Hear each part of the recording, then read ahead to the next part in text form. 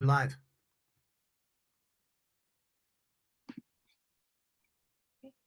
We are live. Good evening from Toronto. Good morning and good afternoon to all those who are joining us from across the world. Welcome to Lessons from Nagasaki. I'm Kehkasha Basu. I'm the founder president of Green Hope Foundation and a member of Voices for a World Free of Nuclear Weapons, and I will be your moderator for this webinar. Now, today we have gathered here to discuss a topic that is very close to our hearts, the thought of which gives us sleepless nights.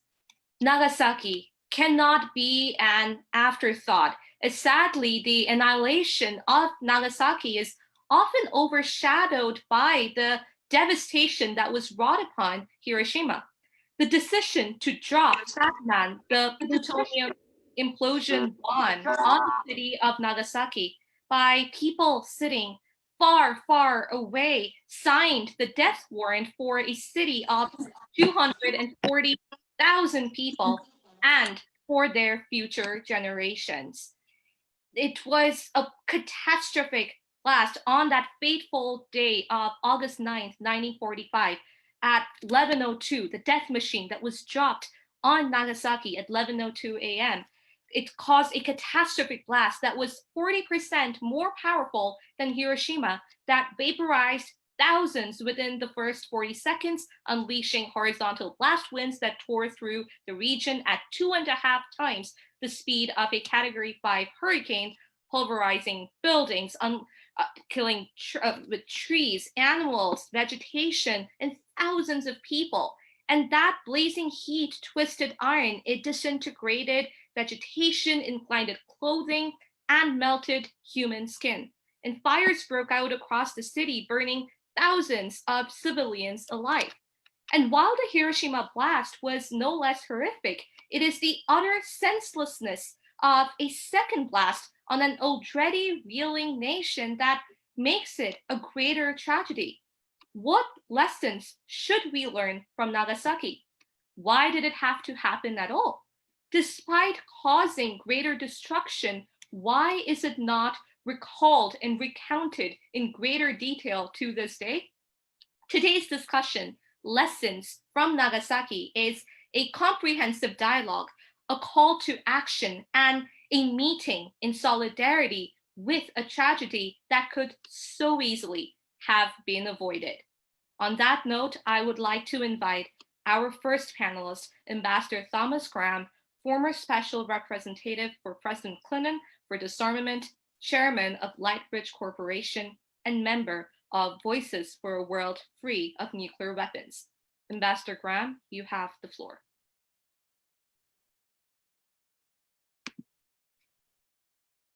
Ambassador Graham, you're on mute. Can you hear me now? Yes. I'll start again. Thank you, Kekashan, and good evening, good morning, good day to everyone, wherever you may be. I'm going to talk a little bit about Nagasaki and what an uncertain thing it was. To begin with, it was on an original list of cities that might receive an atomic bomb, but it was taken off that list when that list was shrinked to 11. And then the day before, it was to be, the mission was to take place against the primary target. It was scratched in with a pen. No one really knows why. And because there was a backup target that they already had. And for some reason, Nagasaki, which some people have called the San Francisco of Japan, was added. And then second, the bomb, the technician doing the last check on the bomb found the arming wire was put in backwards. Normally that takes a week to fix, would take it past the surrender of the Japanese government. but he decided to fix it on the spot with some danger and succeeded. Then third, the previous 4 planes that had taken off that night of the night of the 8th had crashed. And so here was the same same type of B-29 taking off from the airfield on the island of Tinian, and it had a 5-ton projectile inside, and everyone was just holding their breath as to whether it would make it out of the over the end of the runway, and it did, barely. And then it had to fly through 6 hours of electrical storms to finally reach the point where it was to meet 2 other B-29s and then go after the principal target, which was the Kokura arsenal near Yokohama. And it turned out that one of the 2 planes it was to meet got lost and never showed up. The other one did. And so the 2 planes approached Kokura Arsenal in the town of Kokura, and they looked ahead and they saw that the target was completely obscured by smoke, by haze, and by some substances that looked like steam, perhaps. And of course, there's many speculations as to why that was so, whether it was weather. The US had firebombed a city very nearby the day before. It could have been smoke from that firebombing, which would have been ironic. Or the Japanese technicians claimed years later that they released the steam from all their electrical power generators and created a lot of steam around around Kokura. Now, whichever you believe, the pilots couldn't see the target, and they were under instructions to actually see the target before they delivered one of these bombs.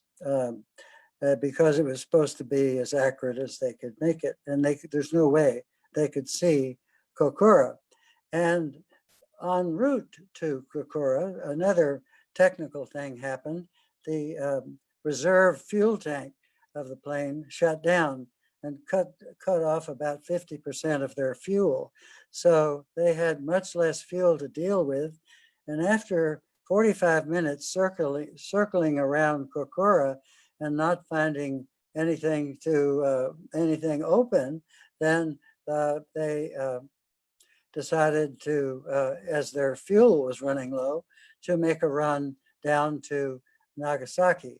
And by the time, which took about 30, 40 minutes, and by the time they got to Nagasaki, they were getting really low on fuel and realized they couldn't even make it back to their airfield.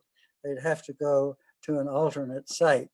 And B, it was covered by clouds too. And so they only had enough fuel for 1 pass around Nagasaki. And the bombardier during that pass shouted into his microphone, "I got it, I got it." Now, nobody knows really what he got, even to this day, but most people suspect he didn't see anything, but he just read it on his radar because the pilots, the crew, did not want to dump the bomb in the Pacific Ocean since it cost $1 billion to make, and that wouldn't have reflected well on them. So the control of the bomb was turned over to the bombardier, and he, about 30 seconds after he had taken control, he claims he saw a hole in the clouds in which he could see a couple of railroad tracks. And that's recorded in the official history. that he did see this hole in the clouds, but all he could see were railroad tracks. So he dropped the bomb into that hole. Now, the reason that Nagasaki was on this list at all was because it was the Mitsubishi torpedo factory was there. It was not a big military city, but the torpedo factory was there, and that's what they were going after. But they didn't really know whether they would be successful in bombing it or not, because they didn't know exactly where the bomb was going. And it turns out that the torpedo factory was very near the Ukami Cathedral, Urakami Cathedral, which was the largest cathedral in Asia, a Christian cathedral, Catholic cathedral, and the only one in Japan. And Nagasaki has an interesting history in that it's when the Tokugawa shogunate took over in 1600, they isolated Japan from all foreign contact except for one port, Nagasaki.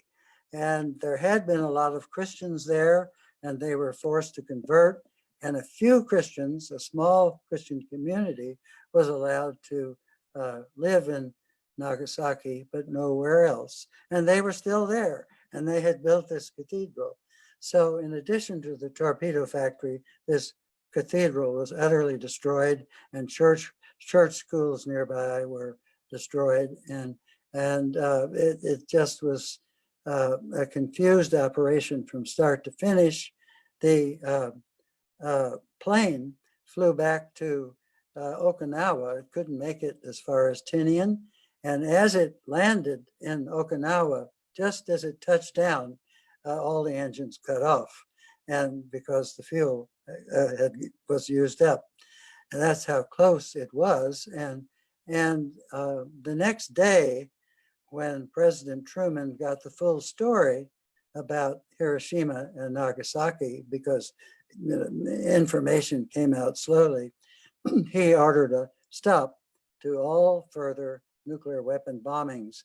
And that wasn't a light thing to do, because there was another one on the way.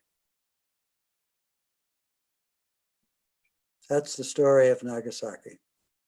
Thank you so much for sharing that with us. I'm sure many in our audience were unaware of the information that you shared today, specifically that the primary target was the city of Kokura that housed the infamous Kokura Arsenal, the massive collection of Japan's war industries, and that, overcast conditions and low fuel forced that B-29 bomber to turn back, and in a cruel twist of fate, drop Fat Man, the plutonium bomb, on Nagasaki, and devastating thousands of lives over there. This is truly a lesson learned for us. Thank you once again. And if I might say one more thing, it shouldn't have been on the list to start with, because it just got on there by chance somehow.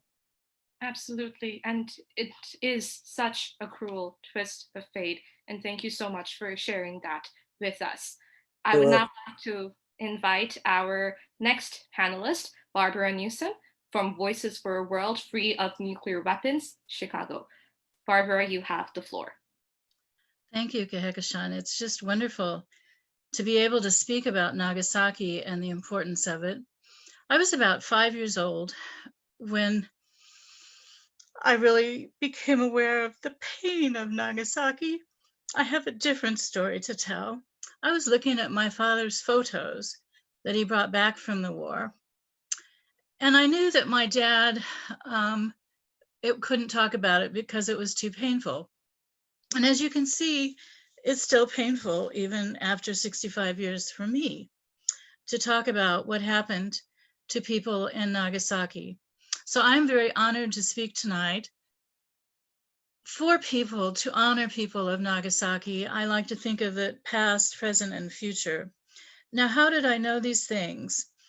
My father did talk about his service in the war. He was a Navy physician, and in 1944 was assigned to the Pacific Fleet Marines. The Navy in the United States serves the Marine Corps.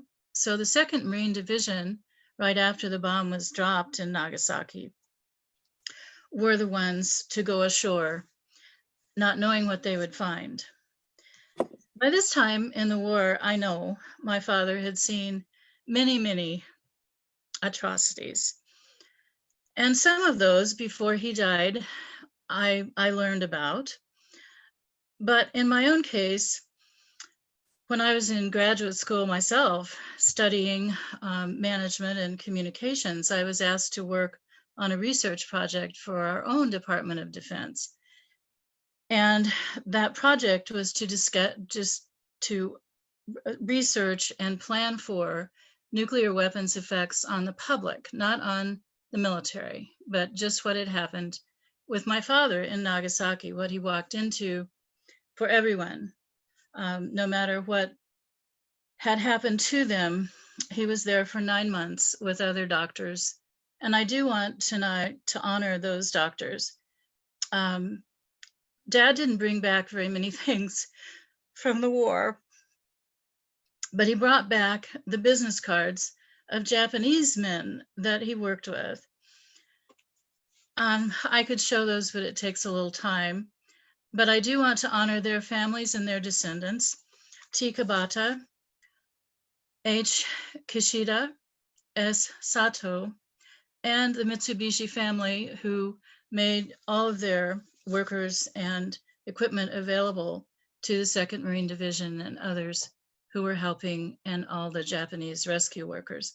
They worked together, as I understand it. And when I was growing up, that was one of the few things that my father really could talk about with great reverence and respect.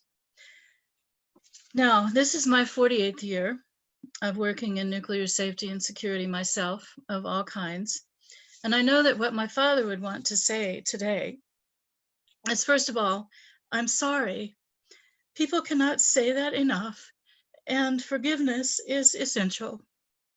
Secondly, he would want me to say thank you for so many people in Japan, especially the Habakasha, who are working for peace all the time. I want other people to be encouraged when they see this broadcast to speak up. This is my very first time, and you can see how hard it is. So that's what real courage is to speak the truth about this event. I know very well what Ambassador Graham shared because I've studied it, and I've studied every other safety and security issue in nuclear materials for the past 48 years myself. And so my father would want you to know, this story is not about history. It's about today, at this very moment, for 2 or 3 or 4 reasons. As you heard Ambassador Graham explain, there can be, first of all, human error. There can be technological failures, usually multiple. And believe me, in the history of nuclear materials since 1949, since August 9, there have been so many of those. Please get to know the history of nuclear materials. My greatest concern, and most of the people who work professionally in this field, is an accident right now, the way that nuclear materials have expanded all over the world in every nation. They're right down your street in your Department of Nuclear Medicine at a local hospital. This is not the past. That's why I say past, present, and future. Now, good news, and this is mainly what I want to share. My father was a man of peace before he went to war. He thinks that's one reason he might have been assigned to the Fleet Marines rather than another hospital. But he really became a man of peace in his faith. And I know that's how he made it through. After all these years, I've wondered, how did Dad even keep his composure, treating people in these terrible, horrific conditions for so many years? And he didn't stop there. He also volunteered for the Korean conflict to do the same thing as a medical doctor to help people. So I finally figured out that my father made choices. He made choices as a man of faith. And when he treated someone, no matter how bad the conditions, to them, he was a soul, he was a spirit. The body, the human body, cannot be harmed. I mean, the body can be harmed, but the spirit cannot. And I think that's what kept my dad going all those years. And Oh, about mid-career, I said to Dad, do you want to go back to Japan? And he said, well, I don't think it would really be worth it to make a trip, because by that time he had lost his eyesight from his high radiation exposure in Nagasaki.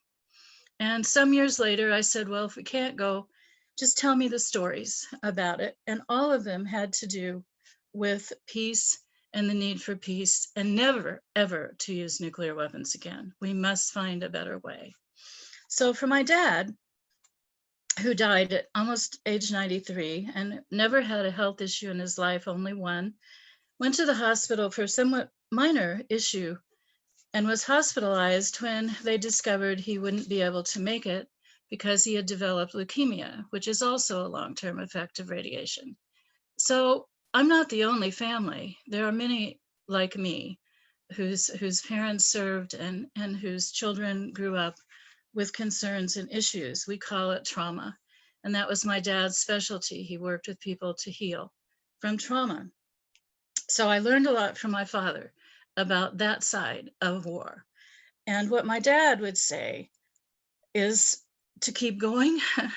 Today, I think, in telling my story, it's somewhat closure for my father, because I'm retired now and this is my project.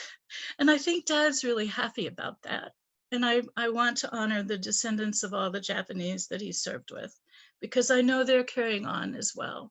The Hibakusha have done it from Nagasaki, and now Nagasaki is not going away. It's going to be part of the peace story today and tomorrow and the next day. And on my mainland, where I want to make sure we have museums of the quality that you have in Japan, to really help people understand why we work for peace and that it can be done. Now, I can assure you, it's never been a technological problem. It's simply a matter of the will of the people of the world. And we hope you will join us in this work. And that, I would say, is because we need new thinking. We need new approaches. It's been 75 years. We've come close to so many accidental detonations so many times. Read about Abel Archer. What I want you to know about that is the importance of prayer and spirituality. That was 1983. It's a code name for a Russian-United States conflict. People in the spiritual communities of our world, the faith communities of our world, could not know that it was happening because it was top secret. But they did know and prayed for it because they were in tune with the spiritual real needs of our planet, the real spirituality of our planet. So I joined Voices for a Nuclear Weapons-Free World because it is an interfaith movement, and I believe that's what it takes. And that means there's a sunrise. This is my Nagasaki sunrise. You know, the sunset really bothered people in Nagasaki. This is a sunrise that I took myself on the East Atlantic coast.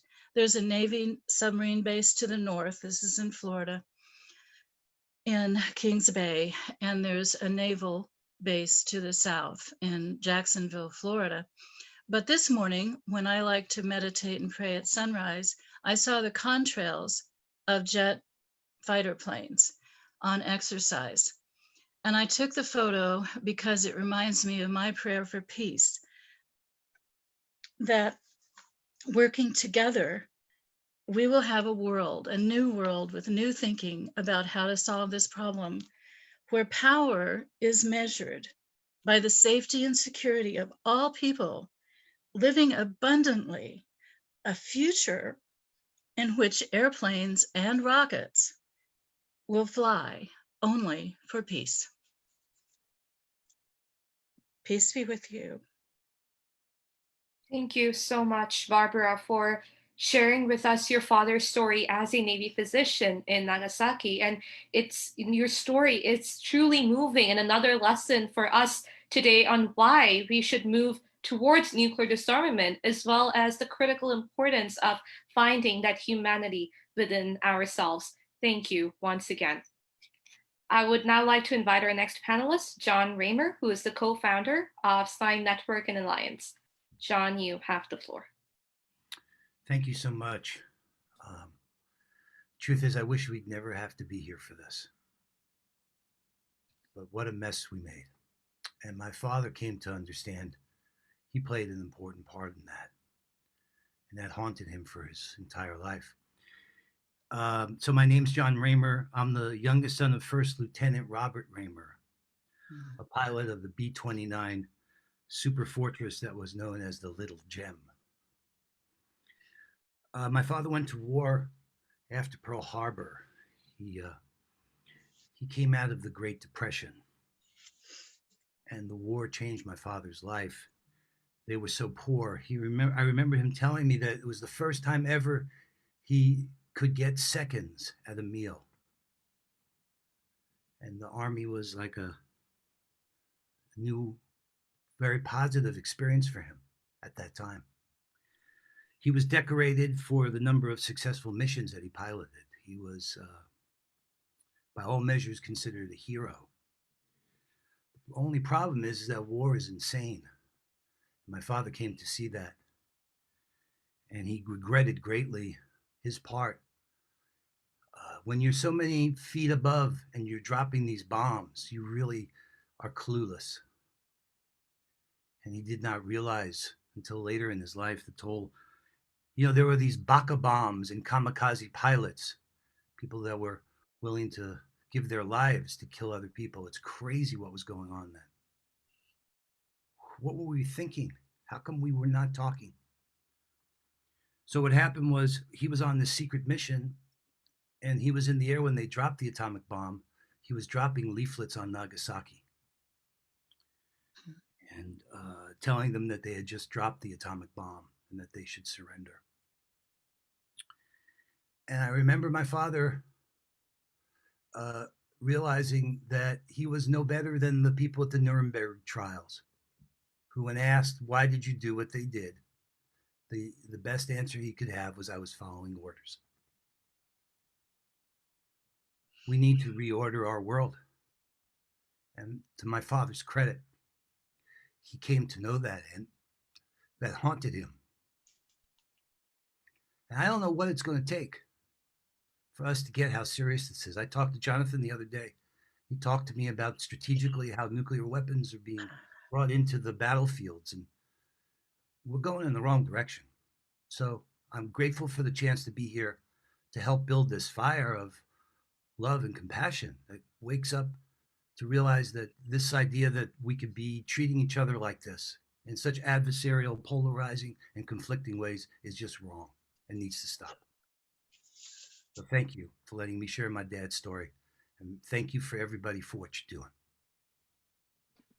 Thank you so much, John, for sharing your father's story. And you're right, it's so sad that we are having this discussion today, because Nagasaki, or the use of nuclear weapons, shouldn't have happened in the first place. But unfortunately, we are here today, and it's up to us to make sure that something like that never, ever happens again. So thank you once again for being here and sharing your story.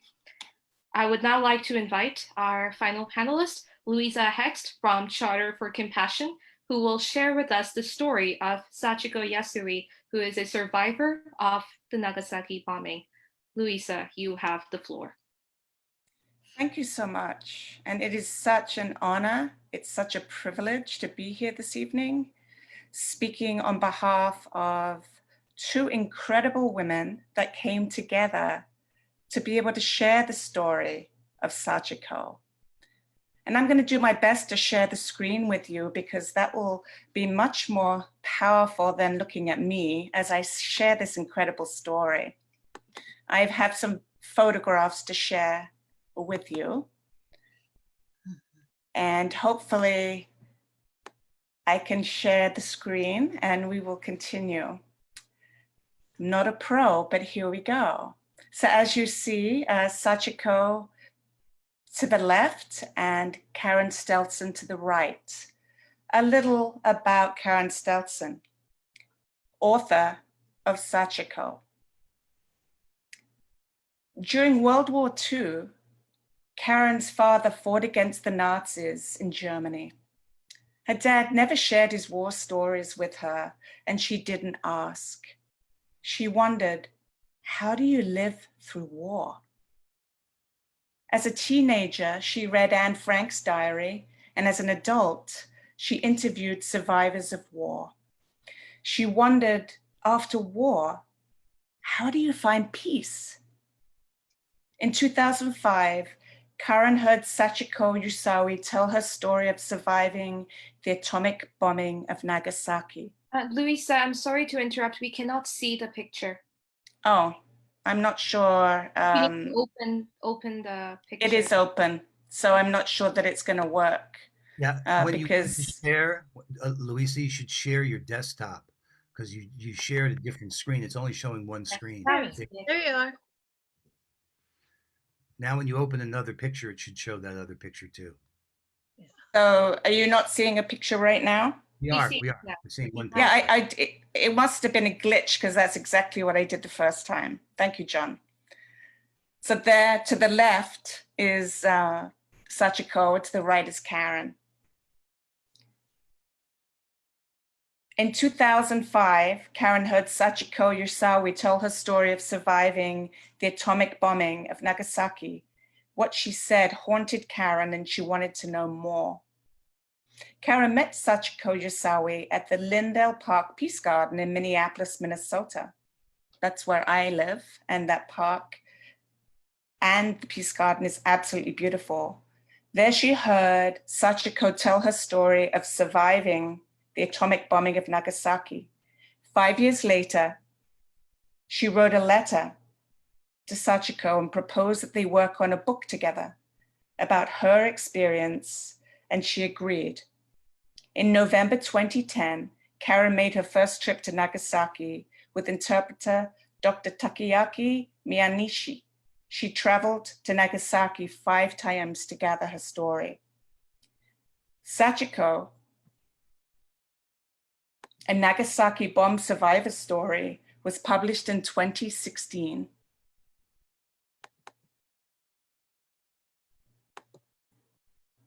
This is why I wish somebody could manage my screen for me. Are you seeing the picture of the book? Yes. Beautiful. A Bowl Full of Peace was released this week, which is a children's version of a similar story. Sachiko, a Nagasaki bomb survivor story, is targeted as teenagers, but from my experience, it's an absolutely beautiful book that tells us the history of Nagasaki, such as the ambassador shared with us, and also a survivor's story. And I'd like to read you a little bit from the book that describes the story just a little bit. August 9th, 1945 began like any day for 6-year-old Sachiko. Her country was at war and she didn't have enough to eat. At 11:01 a.m., she was playing outdoors with 4 other children. Moments later, those children were dead. An atomic bomb had exploded half a mile away. In the days and months that followed, Sachiko lost family members. Her hair fell out. She woke screaming at night. When she was finally well enough to start school, other children bullied her. Through it all, she sought to understand what had happened, finding strength in the writings of Helen Keller, Gandhi, and Martin Luther King Jr. The book is based on extensive interviews with Sachiko Yusawi, and Karen shows the story of a young girl who survived the atomic bomb and chronicles her long journey to find peace. Sachiko's stories offers readers a remarkable new perspective on the final moments of World War II and their aftermath. In the fall of 2013, Sachiko experienced a stroke. Karen visited her in January 2014 and remains in close contact with her. Sachiko currently receives care in a nursing home in Nagasaki. I have a couple of thoughts that I'd like to share with you that relates to what Nagasaki has shared and the story that Sachiko wishes for us to consider. One of the most important messages that she's shared in my conversations with Karen is whatever happened to me must never happen to you. And that is quite clearly described from the other panelists within the context of our conversation. Additionally, when asked, what would you like young people to know in this world? She shares 2 questions. Those questions are, what is peace? And what kind of person should I be? Keep pursuing answers to these questions, she said. Thank you so much for the opportunity. Thank you so much for sharing that story with us today, Louisa. And yes, I think we all need to ask ourselves, what kind of person do we want to be? And our conscience will give us the answer, and that will prompt us to go out there and make a positive change.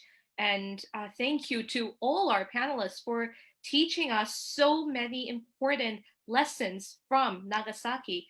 We cannot undo the events of 9th August 1945, but we can, at the very least, pledge not to allow such an atrocity to be perpetrated on humankind again. We shall now move on to our next segment, Lessons into Actions, Youth Voices. Young people play a crucial role in ensuring that our generation and the future generations know about the destruction caused by nuclear weapons and take informed decisions to make this planet a more peaceful place to live in. So I shall now pass on the floor to our youth. Sarah, you have the floor. Thank you so much, Kehkashan, and greetings of peace to all of you. It's beautiful to be sharing the space and all the moving stories that have been shared so far, and to follow that amazing question of what is peace, particularly for young people. So thank you, Louisa, for sharing that. I'm Sarah Oliver, and I'm the Global Youth Coordinator of the United Religions Initiative.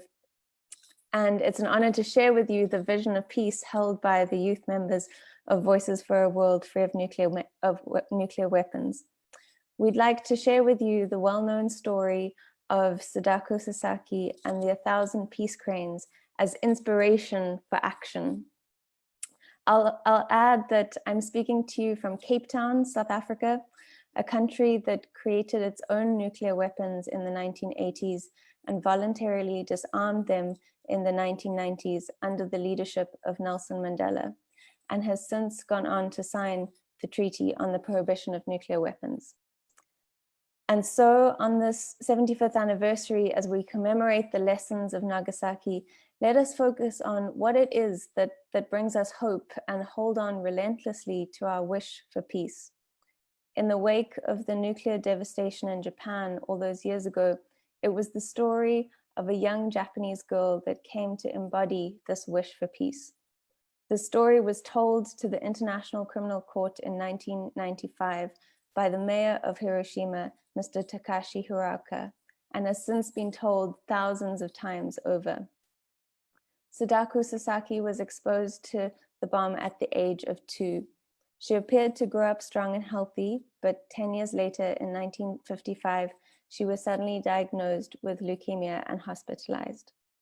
Inspired by the Japanese legend that folding 1,000 cranes would make a wish come true, Sadako spent her days in hospital folding paper cranes, using any paper she could find, including the paper her medicine came in.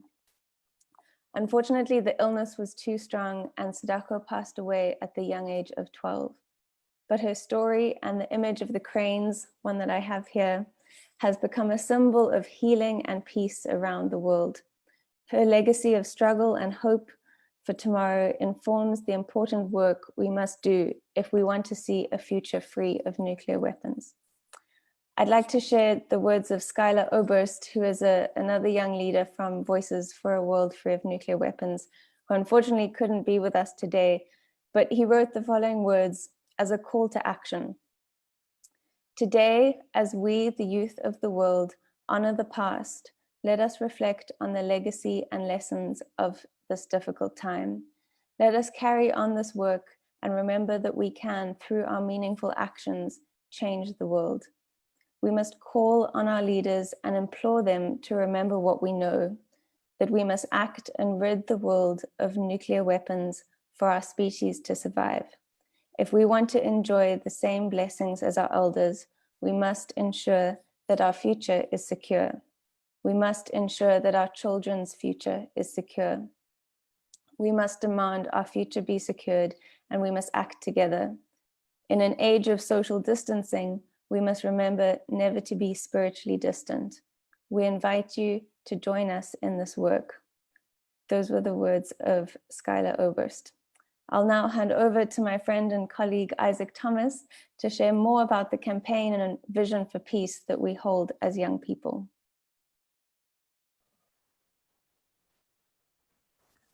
Thank you, Sarah, for sharing the wonderful story of the peace screens. Greetings to everyone. My name is Isaac S. Thomas. I am one of the Global Council Trustees for URI and the founder of Global Youth Movement CC. As we discussed, the need of the hour is disarmament and the complete abolishment of nuclear weapons. For the past 75 years, the nuclear stockpile has decreased from a high of 70,000 active weapons to less than 14,000 total nuclear warheads in the world. Our aim is to get this to zero. Our generation faces a special responsibility because the march of modern technology has made ever more deadly the weapons of war. We are most keenly aware of that in the case of nuclear weapons because of their terrifying destructive power which the past generation has witnessed and which none of us can ever forget. The world cannot cancel the knowledge of how to make them. It is an irreversible fact. But however, we can ensure that no more testing or manufacturing of nuclear weapons is done in the future. So how can we stand up and raise a global voice against this? There is something meaningful to our world today when I think about Sadako's origami. All of us can make a difference and all of us have the potential to change the world into something beautiful. Perhaps Sadako's greatest legacy is the reminder that we all can rid the world of nuclear weapons through our simple and thoughtful actions. This is why we are launching the social media campaign, which we will show you now. We call on you to remember Sadako's story. Using recycled paper found in your home, fold a paper crane and another and another. Folding a paper crane takes a bit of practice, but it is fun. There are wonderful resources that offer great tips and how-to videos to get you started. We invite you to fold paper cranes and send them to your elected representatives at the local, provincial, and national level. Speaking to you from India, a nuclear state that recently joined the nuclear triad, I encourage you to speak up and demand that your government support all treaties to limit and ban nuclear weapons. Share with them the importance of Nagasaki's lessons. Take your time to sign the change.org petition calling for reversing the race of mutually assured destruction. We call on you to send the peace prints to your community leaders, faith leaders, and loved ones to remind them of how much you care and how important this legacy for change truly is. We call on you to share your work on Facebook, Instagram, and Twitter using the hashtags VoicesYouth, Save Tomorrows, and Cranes for Peace, and tag Voices for a World Free of Nuclear Weapons.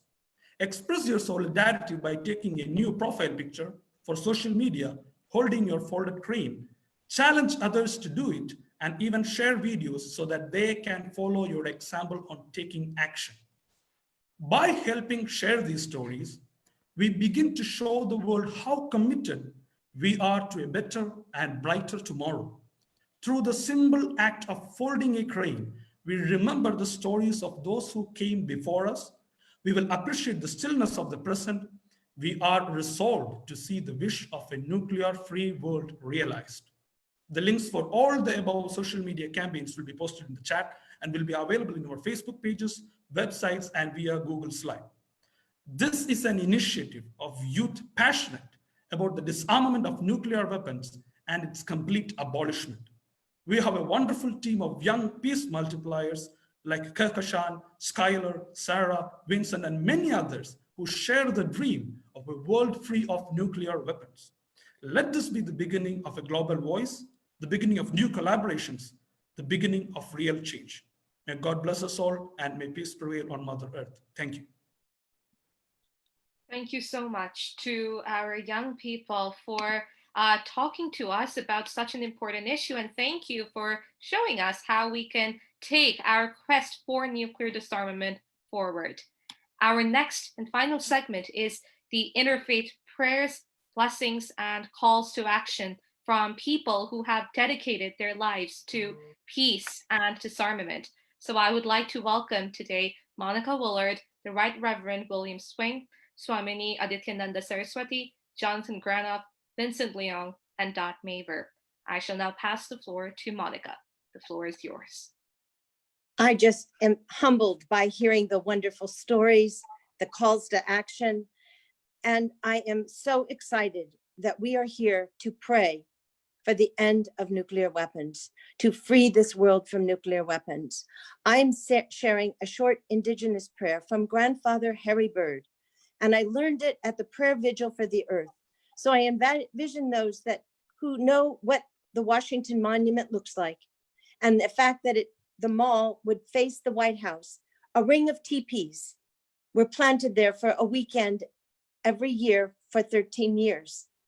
And at the prayer vigil for the earth, the call was, a heartfelt prayer is more powerful than an atom bomb. I call on all of you, not only those who follow me live on this video, but all of us in our hearts, to pray for a world free of nuclear weapons.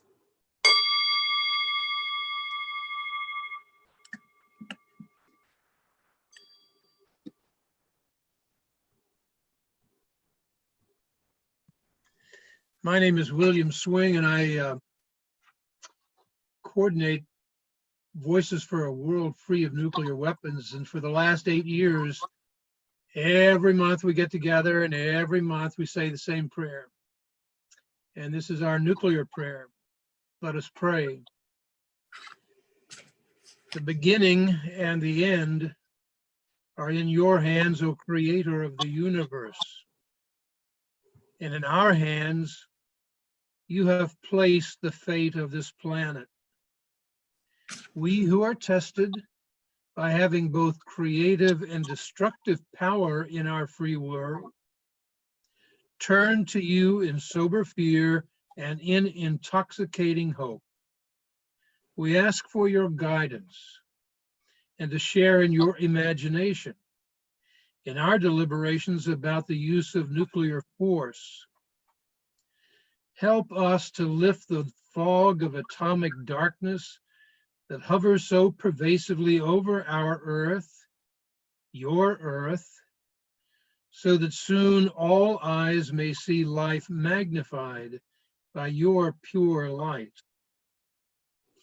Bless all of us who wait today for your presence and who dedicate ourselves to achieve your intended peace and rightful equilibrium on the earth. In the name of all that is holy and all that is hoped. Amen.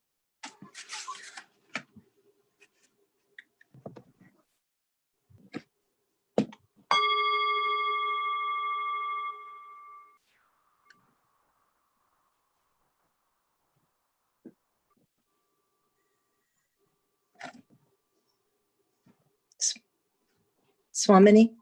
Yes, I'm Swamini Adityananda Saraswati. There is a plague on this earth that is much worse than COVID, that has stricken us and needs to be removed from our planet if we are to have a peaceful world where future generations are guaranteed survival. That plague is called it's okayism. It's okayism. What does that mean? It means every time we say it's okay, that's a faraway land. It's okay. We need more weapons because we need to protect and we need to have a way to fight war. We spread disease. We spread the disease of pain.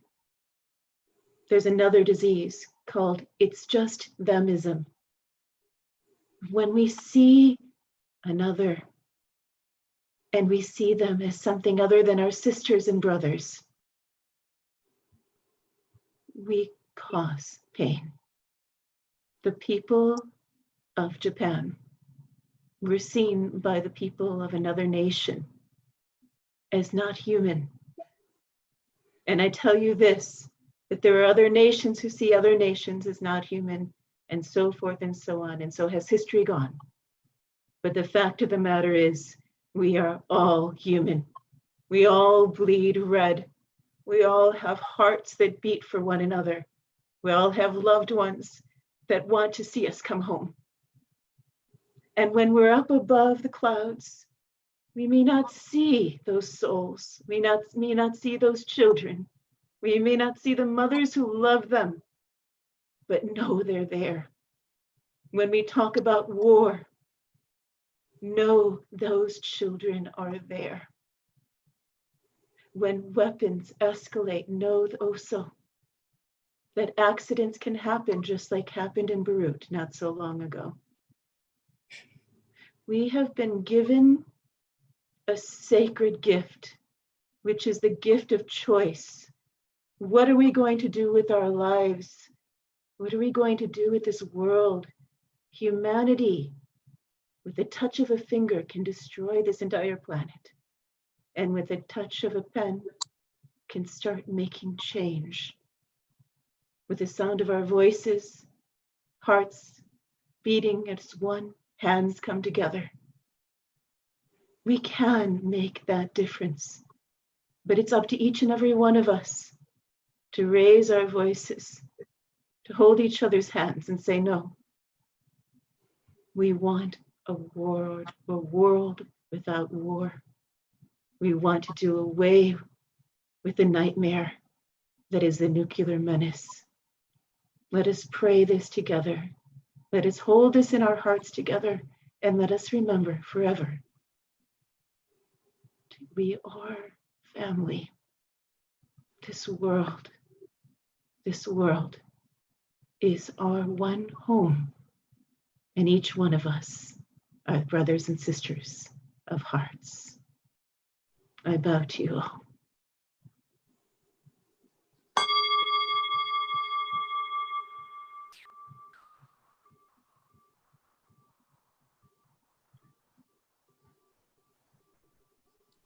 Hello.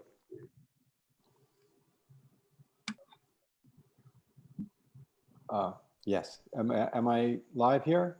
Yes. Okay. My beloved brothers and sisters, my name is Jonathan Granoff. I serve as the president of the Global Security Institute, and I'm the ambassador for peace, security, and nuclear disarmament of the Parliament of the World's Religions. And I'm the ambassador to the United Nations of the World Summit of Nobel Peace Laureates. This is my humble prayer that Nagasaki be the last use of a nuclear weapon ever. That nuclear weapons never be used again. Oh God, bless and guide us. To eliminate these devices, the apex of creative evil, and all devices of massive indiscriminate death, please guide us. Each of us came into this world responding to our mother's embrace and love. Each of us came seeking family and love. Each of us became identified with nation, race, gender, religion, and forgot we are one human family, and every person is as precious as we are. But still, in the stillness, in every heart remains a light of the soul seeking, resonating, and longing for that love that brought us here into this world. That love awakens and informs our universal humanity and can awaken hearts without borders, the hearts that we need to have. Intelligence has given us insights into the wondrous secrets of matter, energy, and space and time itself. But fear, ignorance, arrogance, pride, hatred, and differences have led us to use these insights to create devices of incomprehensible power to inflict indescribable, horrific suffering. Please, dear Lord of all, creator of every life, every heartbeat, every moment, every leaf, blade of grass, every one of us, and universes and galaxies beyond counting, O glorious source of love and life, forgive us for forgetting you and your blessings. O friend within all friendships, love within all loves, life within all lives, witness of all and everything, bless us with the wisdom that comes from compassion, such that we will skillfully eliminate these devices of death and use the gift of intelligence to serve, to heal, to sustain, to harmonize, to understand and glorify you, our humanity, and honor your creation. To end the suffering of poverty, to protect nature, to love one another, remove the ignorance from our hearts. Grant us hearts of gratitude, courage, determination, and love, such that we will not falter in bringing alive peace, justice, beauty, and unity to your human family. Help us eliminate these devices of death and the motives from which they come. Please guide us in beautiful ways of peace, such that we can become witnesses for your goodness. Guide us with compassion, kindness, that we might become fully human. All praises are yours, O God. All of this belongs to you. May we become fully human and evidence your love. Amen.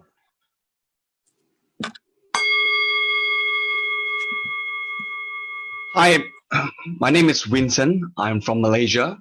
So as a fellow youth from Global UCC and a new youth member of the Voices for Free of Nuclear Weapon, today I'll be sharing with you some of the things which I have been having in my mind for throughout my years of engagement in terms of eliminating the nuclear weapon in the face of the earth. In fact, today marks a very special event where people of different generations, different religious background, coming together towards a common goal, and it is the aim to eliminate nuclear weapon from the face of this universe. In fact, this week itself, we have 3 new countries which have ratified the TPNW, making us another step closer to the realization of a world free of nuclear weapon. Another significance, this year also marks the 75th anniversary of the bombing of Hiroshima and Nagasaki. And it has been many years that we have been doing what we can to realize the idea of eliminating nuclear weapons. For long, we have talked, planned, garnered support, but we have come to a point that we should have asked ourselves, when is this going to end? When is this going to come into realization?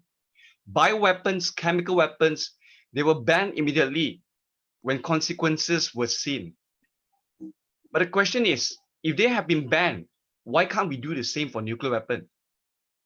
This week itself, we have seen unexpected explosion happening in different parts of the world. To me, it is not only a sign, but it is actually an awakening, a realization that the risk exists. No one will know when there's going to be a nuclear weapon explosion. But when we do, it will probably be too late for us. Because after all, the things that we treasure in our life, they will no longer be in front of us. We no longer have any excuse as we live in an interconnected world, a world filled with limitless potential, a world full of resourceful. It is time that we stand up and write a new chapter into the histories of our future generation. As a fellow generation who did not have any first-hand experience in the bombing of Hiroshima and Nagasaki, I too feel the despair and the dangers of nuclear weapon. If an ordinary youth like me can speak here today to share my deepest concern, then there is no longer any more excuse for us not to take the next leap. So I would like to encourage everyone here today to join us together, not only to take simple actions that we can take in our own responsibility as well as our own action, but let's all join hands together, solidarity, in eliminating nuclear weapon from the face of the earth. Thank you.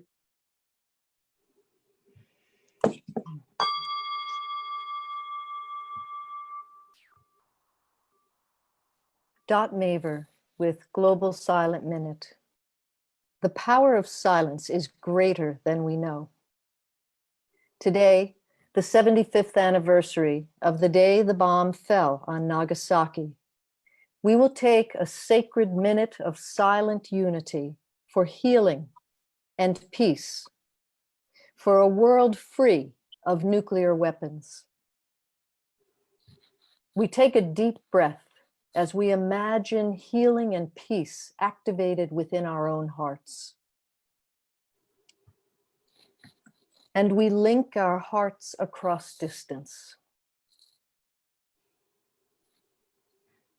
Now we take another moment and we invite all those on the other side of the veil to assist with our intention for healing and peace in the world.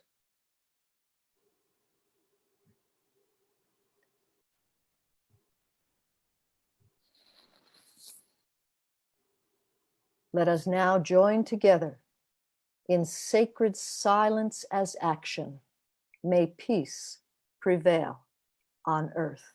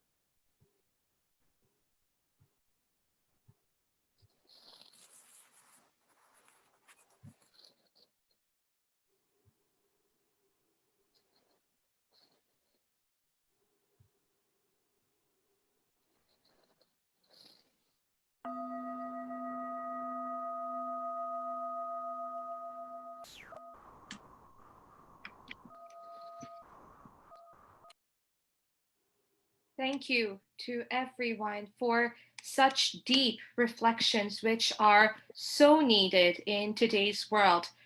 We have indeed learned several lessons from Nagasaki today. Thank you so much for that. We would request you to stay on and watch the 75th commemorative remembrance of Hiroshima and Nagasaki online presentation created by 4 of the world's largest interfaith organizations: the United Religions Initiative, Parliament of the World's Religions, Charter for Compassion, and Religions for Peace. I've posted the links to its Facebook and YouTube pages on the chat. I would like to conclude by saying that while Hiroshima is often at the forefront of disarmament discussions, as it was the first time a nuclear weapon was used in warfare, Nagasaki is equally important because we want that to be the last time that a nuclear weapon is ever used. On that note, thank you for being with us today. Please stay safe and let us ask ourselves the question: how many more years do we have to wait to see a world free of nuclear weapons? Thank you so much, and goodbye.